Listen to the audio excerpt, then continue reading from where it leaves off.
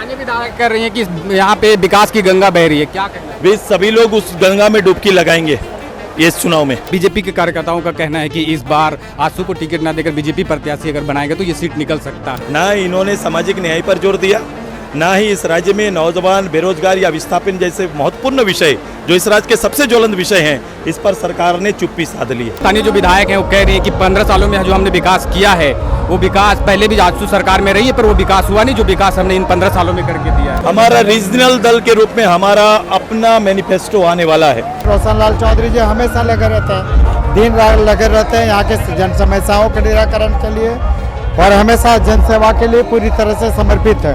निश्चित रूप से आजसू फिर से बड़कागांव विधानसभा में अपना परचम फहराएगी।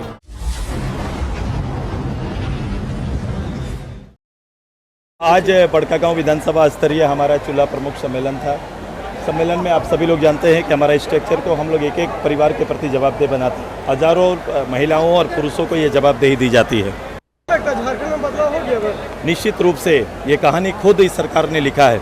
अपने 400 पेज की पोथी को केवल उलटने से ये सरकार के बारे में लोगों का जो अंदाज वो अब बदल चुका है। हेमंत सरकार पर आरोप लगाया ओबीसी और आदिवासी को लूटने का। मैंने कहा कि जो निर्णय चाहे आदिवासी के पक्ष में हो, शेड्यूल कास्ट के पक्ष में हो, ओबीसी के पक्ष में हो, ना इन्होंने सामाजिक न्याय पर जोर दिया, ना ही इस राज्य में नौजवान बेरोजगार या विस्थापन जैसे महत्वपूर्ण विषय जो इस राज्य के सबसे ज्वलंत विषय हैं, इस पर सरकार ने चुप्पी साध ली है। एनडीए की सरकार बनती तो हमारा रीजनल दल के रूप में हमारा अपना मैनिफेस्टो आने वाला है। मैंने कहा कि हम समझौता का आधार इस राज्य की बुनियाद और बुनियादी समस्या होगा और हम उसको लेके आ रहे हैं। दादा, स्थानीय विधायक कर रही हैं कि यहाँ पे विकास की गंगा बह रही है, क्या कहना है? वे सभी लोग उस गंगा में डुबकी लगाएंगे इस चुनाव में। बड़कागांव विधानसभा आजसू का होगा।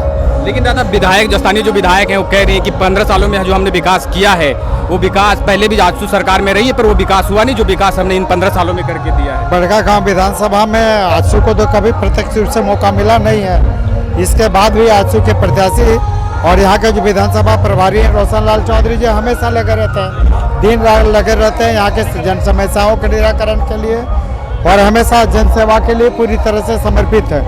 और इसी के बदौलत निश्चित रूप से आजसू फिर से बड़कागांव विधानसभा में अपना परचम फहराएगी। लेकिन बीजेपी के कार्यकर्ताओं का कहना है कि इस बार आजसू को टिकट ना देकर बीजेपी प्रत्याशी अगर बनाएगा तो ये सीट निकल सकता है। देखिए ये सब अभी हवा की बातें हैं। अभी तो एनडीए की बैठक नहीं हुई है। एनडीए की बैठक होगी फिर ये तय होगा कि कौन कहाँ से लड़ेगा। इसलिए अभी इस संदर्भ में कुछ भी बोलना जल्दीबाजी है। लंबोदर महतो थे जिन्होंने कहा कि इस बार यहाँ पे परिवर्तन जरूर होगा।